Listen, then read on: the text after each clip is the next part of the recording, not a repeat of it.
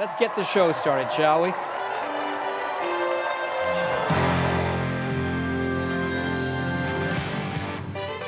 Live from BC Children's Hospital in Vancouver, it's the 29th Annual Miracle Weekend.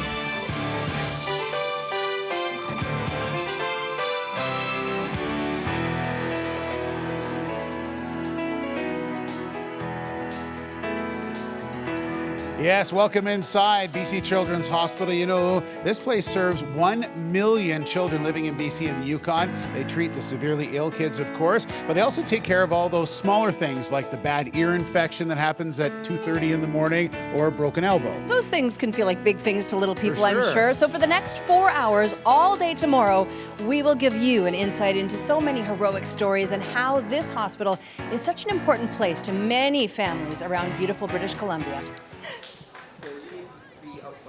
Communities for kids. Over 537 children from the greater Victoria area were treated at BC Children's Hospital last year.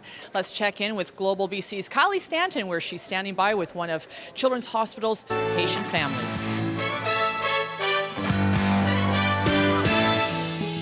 Even before birth, the Locke family knew Emma would require the specialized care provided by BC Children's Hospital to repair her little heart and keep her healthy.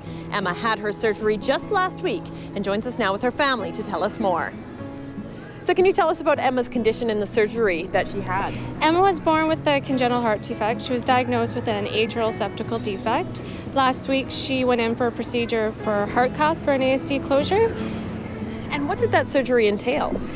They went up through her major artery and they put a device in her heart to close that hole over. So Pat, BC Children's Hospital is a familiar place for your family. Can you tell us about that? Yes, my older daughter was diagnosed with a major heart defect that required open heart surgery at the age of 3. Can you tell us about the fundraising efforts that you've been working on? Yeah, we started making bracelets in November to sell for BC Children's Hospital, and it's also really fun because I get to spend some quality time with my mom. And how much money have you raised? $1,791. Awesome work. Now, what would you say to anyone thinking to donate to the BC Children's Hospital? That it's important for the children to get the care that they require when they're there. Thank you, guys. Emma and her sister Kennedy are just 2 of the 84,000 patients that require the expert care BC Children's Hospital provides. We need your support to make sure that all children across BC receive that care in the future. In Centennial Square, I'm Kylie Stanton. We are pleased to introduce you now to our 2016 champion child. I had a chance to chat with Aiden Chin earlier this evening. 5 years ago, cancer tore apart Aiden's world and forced him into BC Children's Hospital for weeks at a time. But you know what? Cancer couldn't break the deep bond Aiden had with his brother and his friends. In fact, it did quite the opposite.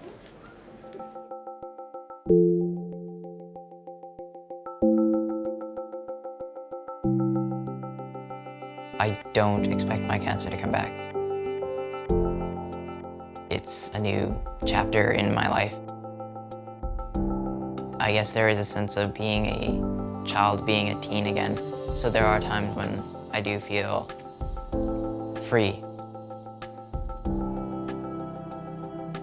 I don't think I could ever fully go back to what it was like before.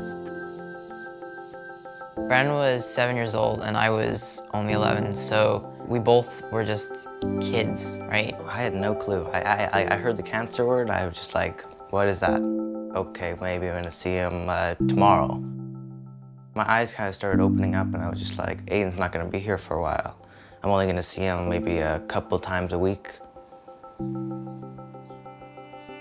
It just keeps on going in my head, like what if he was not gonna make it? What if I wasn't gonna see him at home anymore?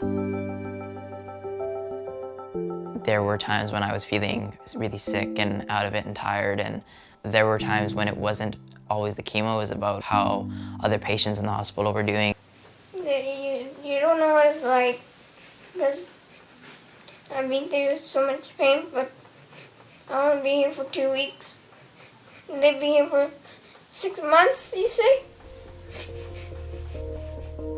And I was sad that there were other patients and there were other children that were younger than me going through cancers that were harder than mine. Basically from that point on, I was like, why don't I try to get through it and then hopefully come back, help out. that's what I've basically been trying to do since I finished treatment.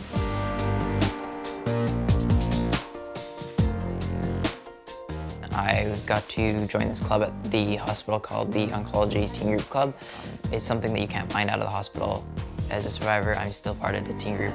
There's still a lot of support that I can give to them and they can give to me, because there's an understanding that treatment isn't over when you're a survivor. There's still an emotional side of things. You have friends that are going through it, friends that aren't gonna make it through it, and that becomes a reality for you. It's not just over. Brooke was a friend of mine that I met in the hospital, and she became basically a sister to me. Brooke was definitely the closest friend that I had that I lost. The day before she passed away, I did get to see her in the hospital, and I did get to hold her hand, talk to her, and say goodbye, and tell her I loved her one last time. And I don't believe that you can accept something like that. You have to, I guess, learn to cope with it more. Before, I felt like cancer was something that was rare, that 1 in a ton of kids would be diagnosed, but it's not rare, and there's a lot of kids in oncology, children that are going through what you went through, and pain that is unexplainable. I want to be able to give back to those that have helped me in the hospital, that have made it so that I can go out there and be active and just live my life again.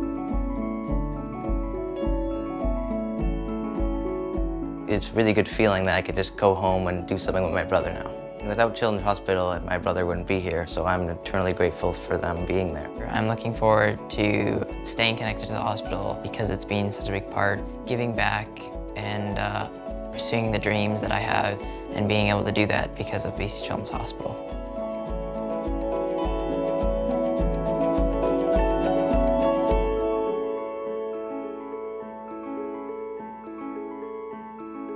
Miracle Weekend coming to a close, but what a weekend it's been. It's time to check in for a big total, guys. It is. Let's so do it. Before we do this, though, I really would like to say thanks to all the volunteers working behind the scenes who helped us out. Yes. You've been Yes. It really is a cast of thousands. So do we want to do this right now? Yeah, we do. Okay, let's do it. All right. Let's turn the numbers. Okay.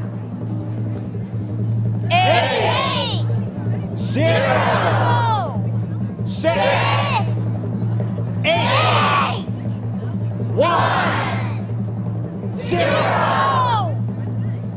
Yeah!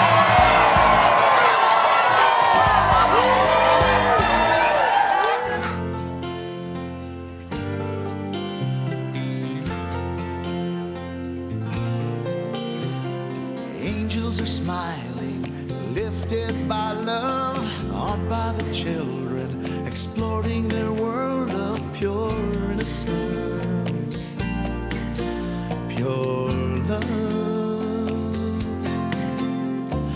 Mothers and fathers whisper their prayers, take joy in knowing that everyone shares their faith and hope and love. Little ones laughing, lost in their play, through grateful eyes you can hear them say, thank you all, thank you, thank you all, thank you. Miracles happen with love and with help from the angel in all of us. Miracles happen, oh yes they do. Here's hoping someday what happens for you, and the peace comes to you from above. Miracles happen with love. Miracles happen with love, and with help from the angel in all of us. Miracles happen, oh yes they do. Here's hoping someday what happens for you, and peace comes to you from above. Miracles happen.